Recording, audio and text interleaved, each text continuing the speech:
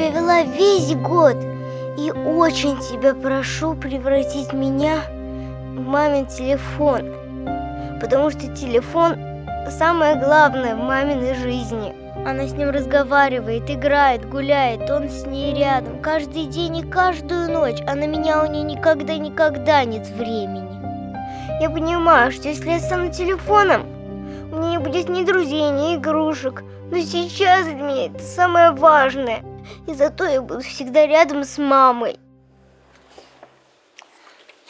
Мам, я уже телефон. Возьми меня на ручки. Самые важные в жизни вещи – это не вещи. Детский телефон доверия. Верните себя вашему ребенку.